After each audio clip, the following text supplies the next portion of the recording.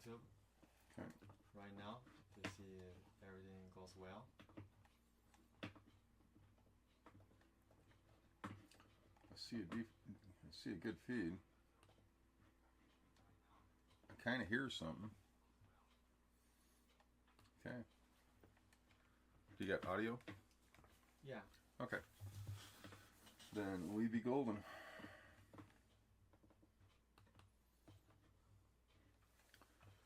So. Yeah, I can hear the voices clearly. So. Yeah, I think everything is working all right. Okay.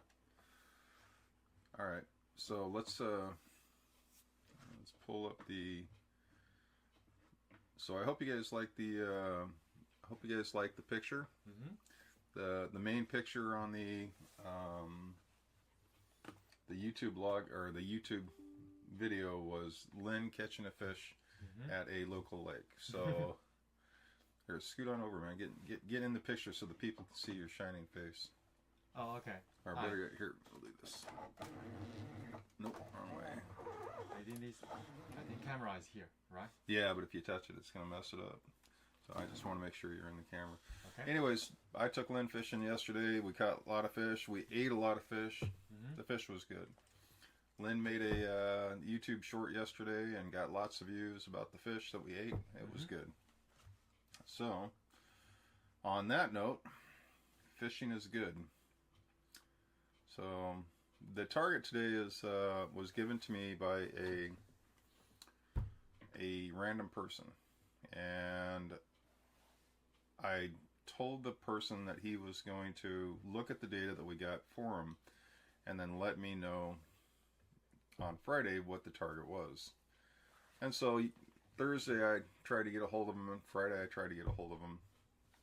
This morning I tried to get a hold of him. We don't know what the target is, so that's okay. We're gonna just look at our data and see what we got. So on that note, here we go.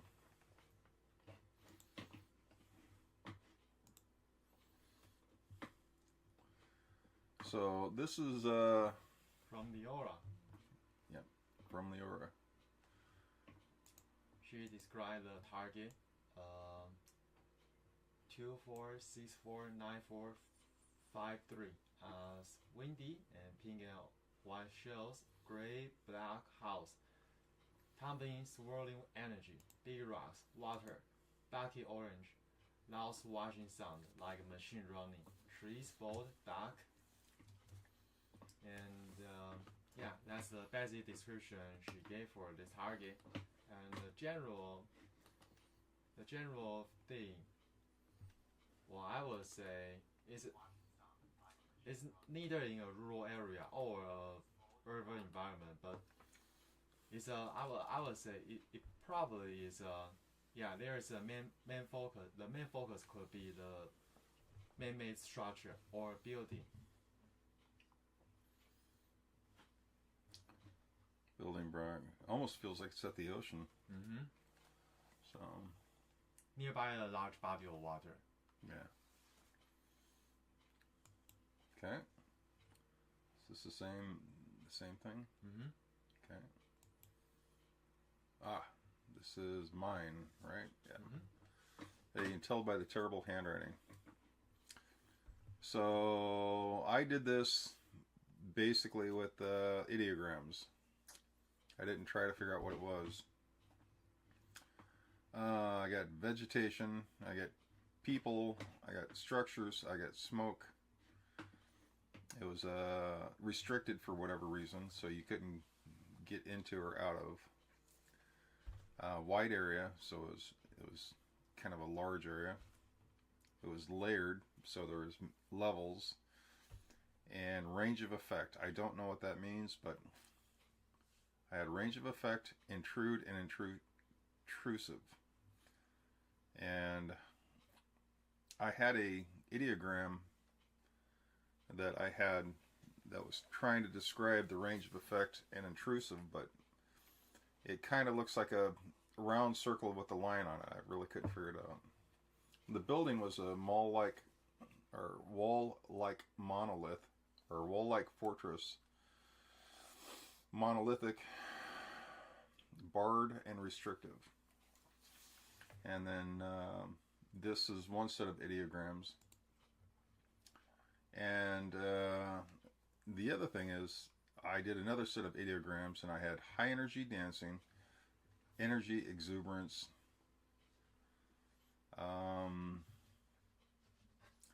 hanging out, and hovering. So kind of like watching and waiting. And then I had passing or time, and then tall or fall, rise, fall. After it was hidden or hiding, and a reversal, and back to lower than. The other thing about this target is it's front loaded with 3 months and 6 months, so it's actually 2 targets in one. I'm assuming it's the target at 3 months and the target at 6 months, but I don't know for sure. So that's a front loaded data. That I do know, it's 3 months and 6 months. So my data with the building, the structure, the organic salt smell.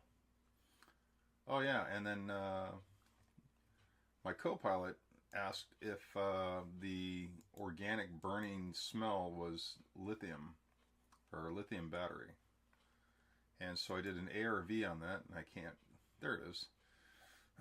I did an ARV on with it if it was a lithium fire. On the left upper corner of your whiteboard. Yeah. Oh, it's still here. Nice. So anyways, I did a ARV on that, and my ARV said, yeah, it was a fire with a lithium battery. So the smoke that I'm looking in my idiograms may have come from a lithium battery fire. I thought that was kind of cool. So I didn't try to make a guess as to what this was, because I figured I'd have the data by today, but I'm not really sure which way to look at this.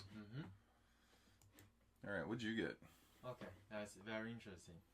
And speaking of my data, I have to admit that I forgot that it's a front-loaded one. So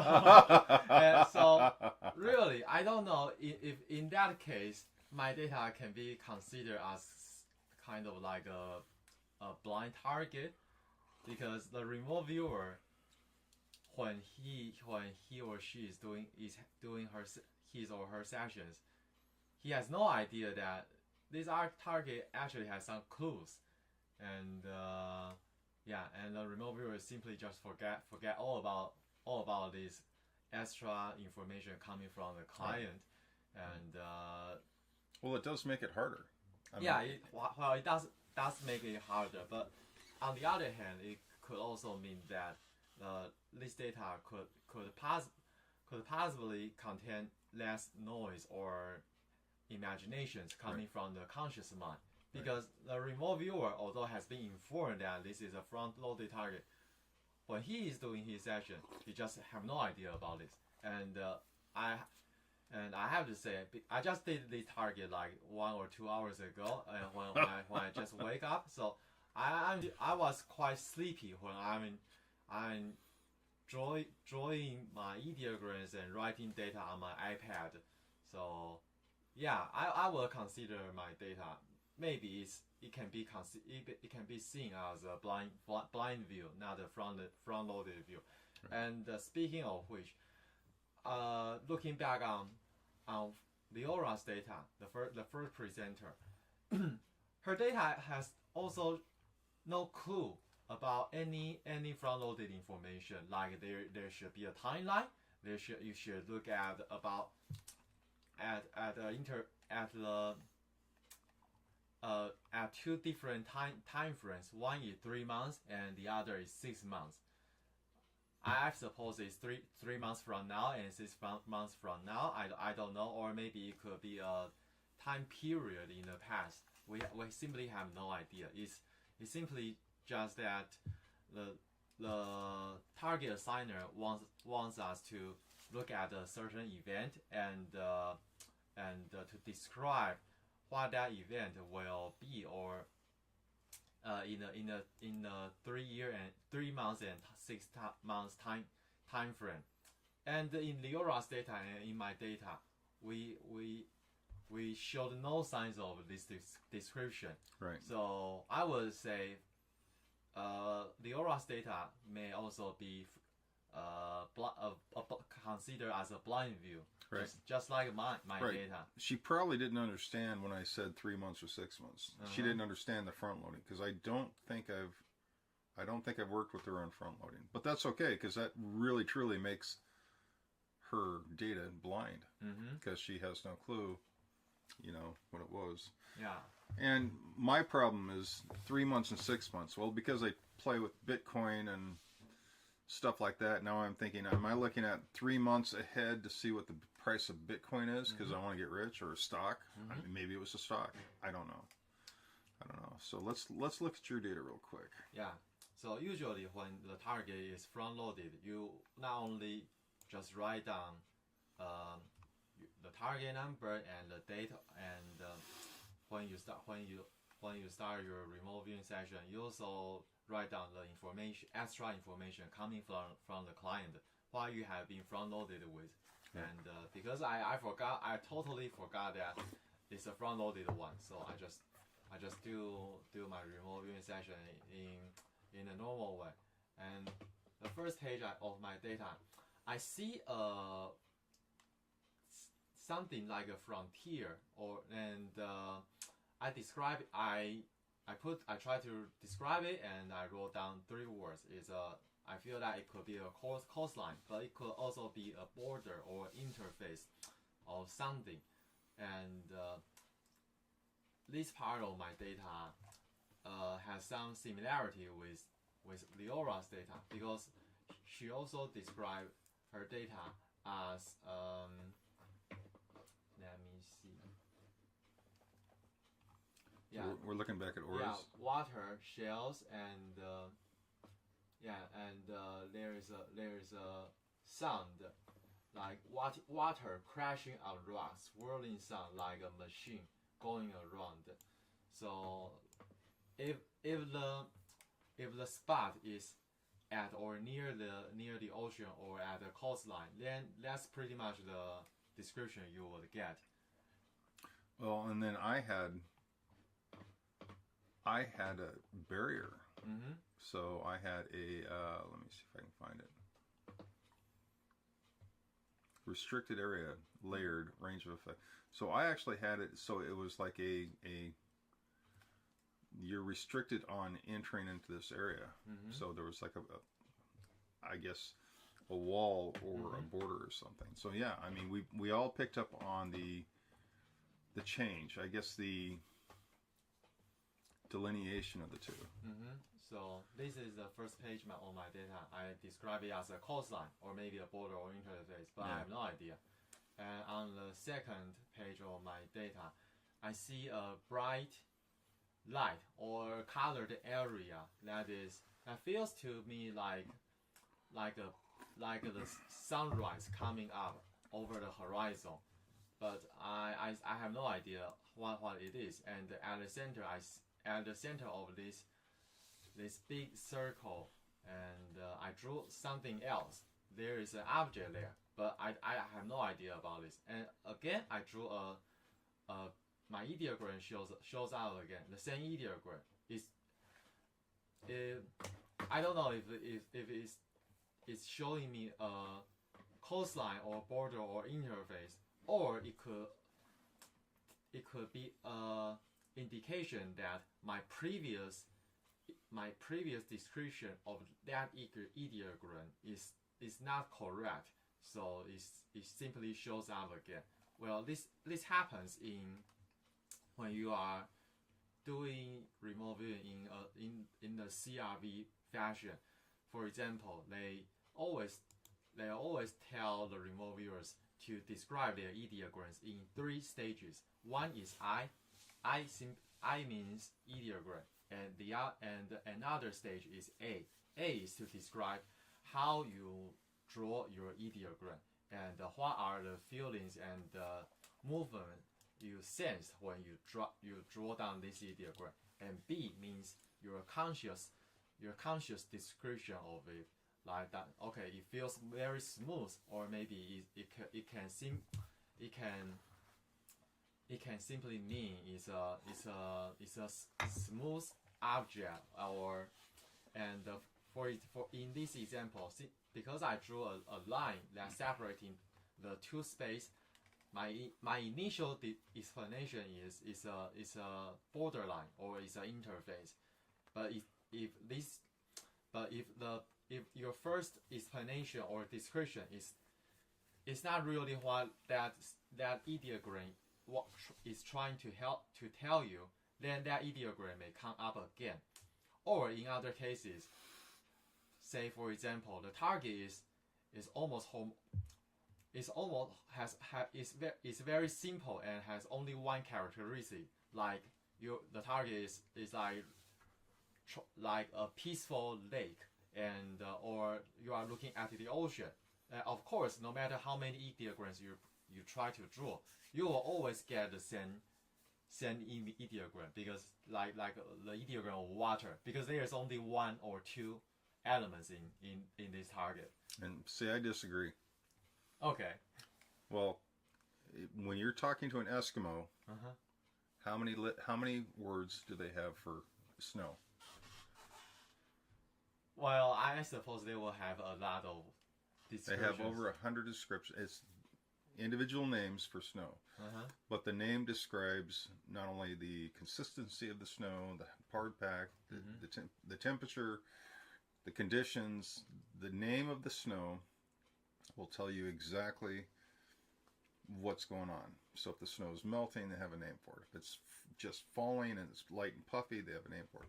I think ideogram's going to do the same thing. So you will have an ideogram that describes water, but the ideogram's going to change according to the conditions that are with the water. Is it rough water, still water, falling water? I mean, there's so much that can be packed into an ideogram. So while I think you're going to have a basic shape, the ideogram will change according to what you're looking at that particular time you're drawing the ideogram.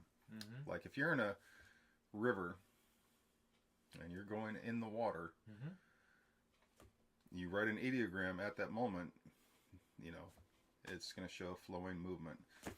10 minutes later, if you do the same ideogram of that same water, it's going to show you falling, screaming, and dying, because it's a waterfall, and it just went over a waterfall, and now the ideogram is going to change to reflect, yes, it's water, but you're dead. I mean, so how it's going to look, I think the ideogram is going to change each and every time you're looking at a particular condition of the target. And if the target's water, it's going to change drastically over time. And it can change drastically over time. So I don't, just the theory, I don't know for sure. But I have an ideogram for water, and it's open water. It's not frozen. It's not a river, because my ideogram for river and ideogram for water are two different things. So I don't know. It's going to be interesting to see. Well, in CRV's manual, they say that similar ideogram shows up again simply because there is some discrepancies between your description of that ideogram with and the target. Right. So that's why the same ideogram keeps coming up again. That is a reminder for you that you should look closely and to explore more about this ideogram. But that's what the textbook tells us. Right, and they us. also say to practice. So you have an ideogram, like you have a basic set of ideograms that you use, so you can literally just rip it out, and then you know that somewhere on your data set is this particular ideogram. The ideogram contains so much information, and they teach you to just literally repeat every day to do this ideogram really quick to associate. And you're right. I mean, it's gonna. But again, because I freehand my ideograms. Well, I did on this data. My freehand ideogram is going to contain a lot more information than a well-practiced, well-scribbled you know, my ideogram for water looks like this. And that didn't tell you much. But if you add a bunch of stuff to it, it'll still look like the water, but there's going to be a bunch of swirls and loops and stuff to describe. So, I don't know. I guess it's all in how you do your CRV. So, anyways, this keeps coming up. Yes. It contains data. Yeah, it shows up again. And this time, I don't know how to describe it. But maybe it's not a coastline. Maybe it's not a border. Maybe it's not the interface. But a abrupt change from one state to another is possible. Yeah. Well, on this particular one, did you take your pencil and trace along it and try to feel, no. get the emotions from it and do No. the 3 stages? No, because I really don't. I already forgot about the fact that this is a front-loaded target. Oh, I'm more. So you didn't try to draw more information from your ideogram. I mean, you don't. When you draw an ideogram, you don't take your pencil and kind of trace along. Oh, do you? I do. Yeah. Okay. Yeah. I mean, that's what they say is you're supposed to draw along the ideogram and kind of get a feel for it. So, okay, what is this? Spot energetic. Yeah, and I start to try to describe the target with more descriptors, and I feel that this is something I don't know what spot means, but I feel that there is an energetic component to it, and I also sensed burning fire, and there is an explosion. Yay. And in the center, then looking back at my previous drawing, I would say that at the center, this something may be a man-made vehicle. So I feel that these are just the words that are coming to my mind. This is my third page of data. And on the first page, I described that the target or the event is happening on the surface. It's not underground. It's not in the water, or it's not in the sky. It feels that it's just on the surface. But what that surface is, I don't know. Maybe it's on the surface of a structure, or on the surface of ground, or whatever. It's happening on the surface, and there is a primary event. And I also feel human presence, but I don't know how many people are there. Again, I sense fire, and if I want to draw it, I will choose the color red, and that's all my data I get from this one. I didn't look further into it because there is something that is boggling my mind, and which tells me that this may not be a pleasant target to look into. So. Yeah, in that case, I just start my session, and so this is my interpretation of your data. This is a border between 2 separate countries. This is a result of something between the 2 countries. Oh, it's possible. So I'm thinking, and even though we don't have the timelines down for 3 months, maybe this is a timeline for 3 months. Well, here you got a border at 3 months, and here at 6 months we have, well, you know, burning stuff and explosions and fire and smoke. Even I picked up on the fire and smoke. And in fact, I think Aura did too, didn't she? Well, let's take a look. So, swirling energy, tumbling over, shells, cinder block, brick house, big rock, buckets, boats. No, I don't see any explosion, but this could be at the this could be at the 3 months. So we know we have 2 distinct time frames. What's going to happen here and what's going to happen here.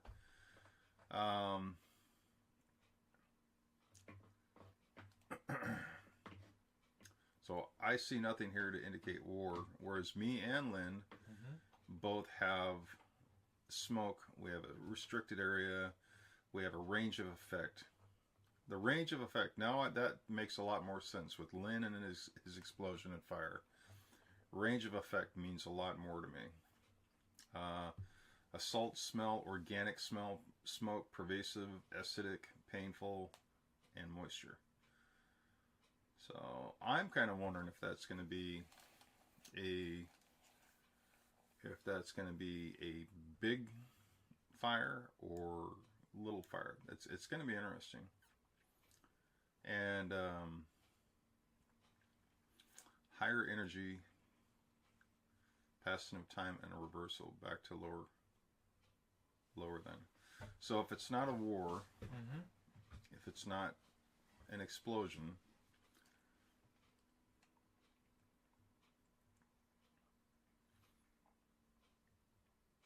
you have interesting data.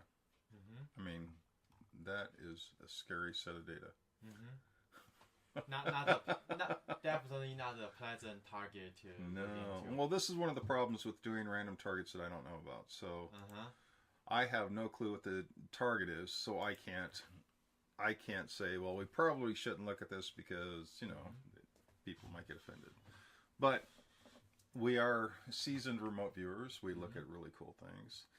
And we, you know, we do things we probably shouldn't. So, on that note, you know, I do take random targets that are a little bit unpleasant. So, it's going to be interesting to find out what the target actually is. I am hoping that, one, it's not a crypto. I am hoping it's not a stock market. I hope it's an actual event that me and Lynn both picked up on. But we're not going to know until we get feedback from the client. Yeah. And considering he hasn't shown up, and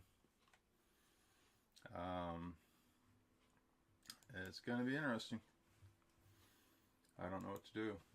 So, anyways, I don't know if you guys saw, I took Lynn fishing yesterday, according to the picture.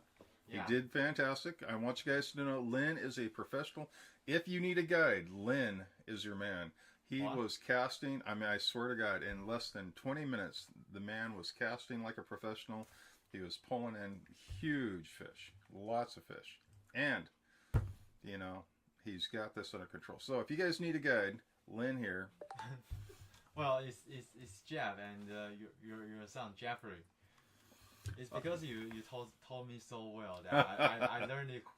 I pick up quickly. Well, what it is I taught Jeffrey how to fish a long time ago, and Jeffrey learned pretty good. He's okay, and he is a good teacher. He's much better than me. So, he was able to teach Lynn here how to quickly cast, and we use open face reels. I don't know if you can see it on the video, and then it was a fun day. It was cold. Oh, Lynn is a very warm weather creature, so we had Lynn in his usual clothes and his jacket and a life jacket and my jacket, and he was cocooned and freezing his butt off out in the middle of the lake. So his island living has made his thermal, you know, ability to be not able to handle the cold. And I was really concerned that poor Lynn here was going to die of frostbite because it was so damn cold on that lake. It was really cold. It was 55 degrees. So, and the wind was blowing really hard. But you and your son were still wearing shorts. And we were sweating too. So I mean, yeah, that goes to show we are designed for the rugged Northwest. So it was absolutely fantastic, folks. Lynn did a great job, and then we came home and we cooked the fish. So, oh yeah, we caught a bunch of them. I suppose like 40 or 50 fish. Yeah. So I mean, we did catch a lot of fish. I don't know what this image is. We did catch a lot of fish, but the best part was we ate a lot of fish. So Lynn here, after catching all the fish and taking a nap after he got home, promptly ate 1.5 pounds of fish. So I was really impressed that we had fish tacos and Lynn ate 1.5 pounds of fish. That was a lot of fish. Yeah, that's a lot of fish. So. And you are a good cook. Yeah. So hopefully we can do this again. I'm hoping that we could do a live show in the middle of a lake while we're fishing, because I think that would be really cool. But I seriously doubt it's going to happen because we ran out of worms. You guys need to send us some worms so we can take Lynn here fishing again. So, all right. What else? Well, you told me that yesterday we caught more more than usual. Like usually for yesterday we caught like 40 or 50 fish. Just, but you told me that usually you won't get so much. And it varies. It varies. It varies. Yeah. On a normal fishing day, we'll catch about I don't know, about 30. 30 and it varies because sometimes we catch nothing. But we don't catch, these were big bluegill, and we normally don't catch that size of bluegill that fast. We were catching them so fast. But and you also made a YouTube shorts about remote viewing and fishing, right? yes, and I would love to figure out how to show that YouTube short real quick, but oh my god, he made it. He made a YouTube short in what, 30 minutes? 35. I think it's for 35 seconds. I don't know. You want me to see if I can hear it? Give me a second, and I will see if I can. I will show it because that YouTube short was fantastic. So Lynn sat down and saving money feels right. Just like when things are packed tidy and tight. Get auto insurance. He took a picture that I made, a little video that I made, and he put it all together, and he made it really humorous, or he made it really. As a remote viewer, I practice my skills every day to remote view. Stop this. There we go. Okay, folks, this is me in my glory after catching all those fish. So let me show you where it's at. Window capture.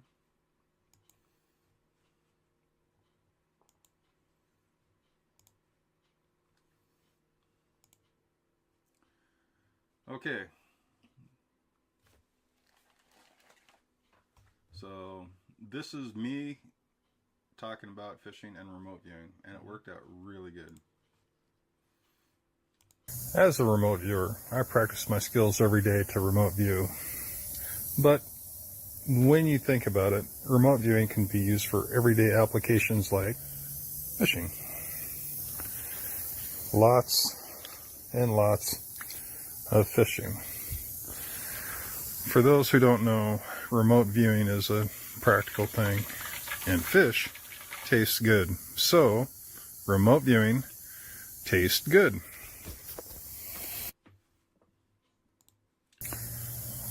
As a remote viewer, I practice my skills every day to remote view. Hang tight, folks. There we go. Anyways, Lynn put this together really quick, and it was really fun to do. So do you really think that you have got a fish sense since you are yes, I do have an amateur remote viewer? I really do have. I've had that all my life, though. I mean, I can go on a lake and I can tell you where the fish are. Wow. And Jeffrey can too. He can literally. Well, I mean, I don't know if that's remote viewing or if that's because we've done this before. So we know where the fish are, and it's the weirdest thing in the world.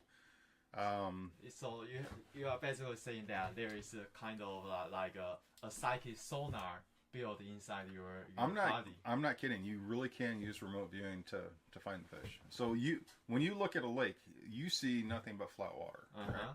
When I look at a lake, I'm looking at this. Oh crap! There's an island right here underneath the water. There's this ridge right here. Now I know that it's not quite remote viewing because I know I can see the terrain up here above the water, kind of taper down, and then you can kind of see, but you don't see this little island that's just right under the water. So yes, I think you can use remote viewing for fishing, hunting, anything to do with acquisition. I really believe that back in the day,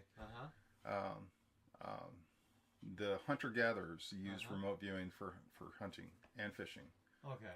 Because you literally have to know, deer and rabbits will hide from you, and you have to be able to spot them. Now, if you can't see them, you got to know where they're coming in. If you don't see their trails where they come in and out of, you have to kind of get a feel for how they're going to enter something. And again, it could be just you're looking at the natural environment, you know that they're going to follow a particular trail. But how do you know they're going to be there at a particular time? I have no idea. Right. A lot of hunters that I go hunting with have a field. I mean, you're talking 5 miles square. Mm-hmm. They have a field. They know where this buck is going to be in the morning, and they'll literally walk out to a particular area, and that buck will walk by. And granted, there's a lot of deer in this area, but they always come home with the deer. Mm-hmm. Now, I don't hunt, and I'm not a hunter-gatherer. Yeah, but you do fish. I do fish. I love fishing. And I really do believe that fishing is a combination of remote viewing and psychic skills, because them little buggers are tough to catch. And the other thing is you can find the fish. It doesn't mean they're going to eat. So. Oh, yeah, that's another story. Yeah. So, but remote viewing can be used for actual purposes, and I don't know how to stress that or how to make a video on how we can look at how to use remote viewing on everyday life. But fishing and remote viewing go together hand in hand. Mm-hmm. Well, because I just asked AI about the possible application of your psychic sense in various fields. Oh, did you really? Yeah, and AI came out with some very interesting story. Like in the 20th century, the U.S. government and they attempted to remote view and locate enemy submarines and ammunition catches, and and also smaller tests focus on locating missing fishing vessels. So yeah, so we know that it's not just people like you and me who try to do this kind of experiments. Actually, in several decades ago, the United States government and the military, they have done experiments like this. Right. And so they're using real world applications. Yeah. Yeah, and many results still remain classified today, but some of the released documents show that there is some statistical significance. Yeah, to this kind of applications. Well, the Stargate files alone, the stuff they have in the Stargate files for their different missions was amazing. The stuff that's released, the stuff that we can see, because they're not going to release all of it. The submarine one. Not anytime soon. No. Nobody wants that out in the general public. But yeah, the military definitely has a use. But what was the other one? Indigenous. Oh, and also.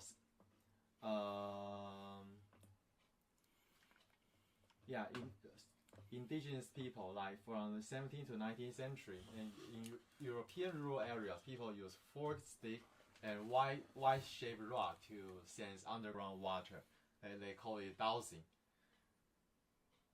Wow, you know what? I just thought of something. So we're gonna go make a short today, and we're gonna make a short today, and we're gonna dowse, because I have the perfect target for you to dowse. I do water witching and I do dowsing, and I'm not really good. Dowsing? I'm not really good at it, so you're gonna try it too. Oh, you never mentioned that to me. Oh yeah, water witching and dowsing. You bet. I only. Well, think about it. I'm a contractor, right? I got to dig a ditch, and I like power tools. I like big excavators. Now, when I remote view a site, and I got a bad feeling, I don't want to dig here. I don't know why. Now I can take a stick and I can go around and take a look, and take my sticks and literally walk around and see if maybe there's something there. And 9 times out of 10, there is something there, and it's bad. You do not want to hit it. Gas pipes, electrical pipes, water pipes, data. If I hit a data line and a gas pipe, not only do I blow up, but they sue me for millions of dollars. I'm not kidding. You can take a fence post, right? Drive it into the ground, 3 feet. That's it, just 3 feet, and you will hit things. And a lot of people have hit power lines, major power lines, and they've hit data lines. The phone that comes down and is buried. Oh my God! I was on a job where somebody hit a 6-inch gas main. So this is a natural gas main.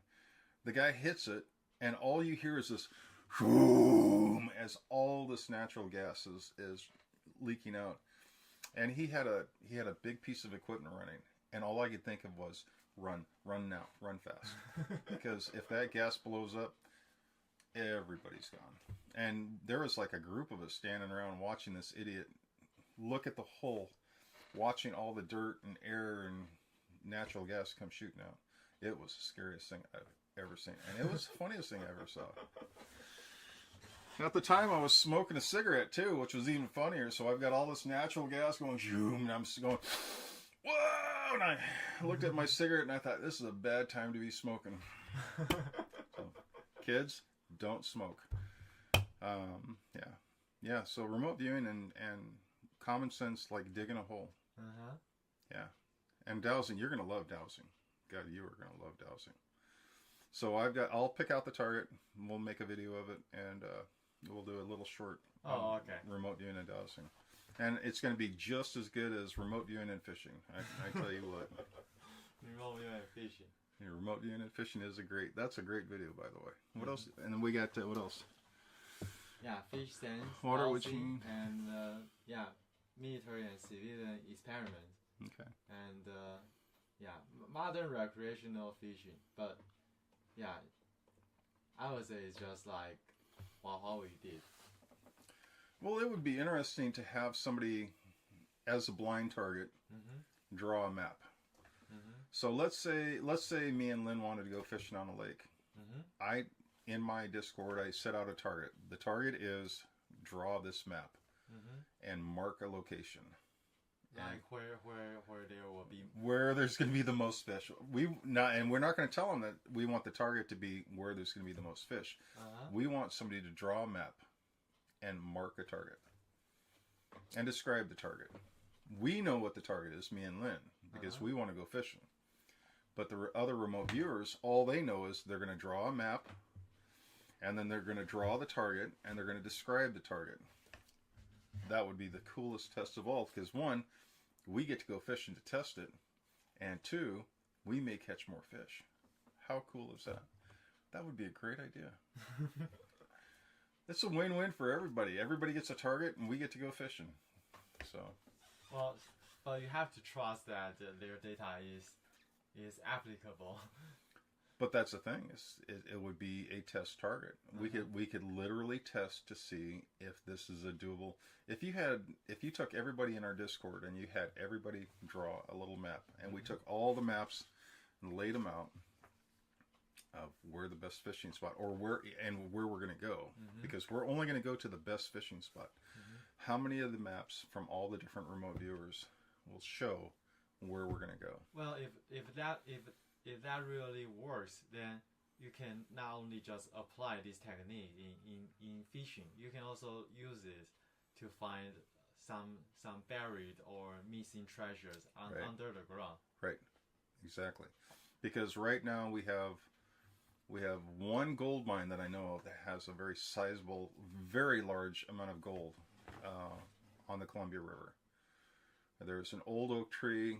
Let's see, what was it? There's an old oak tree marking the general location back in,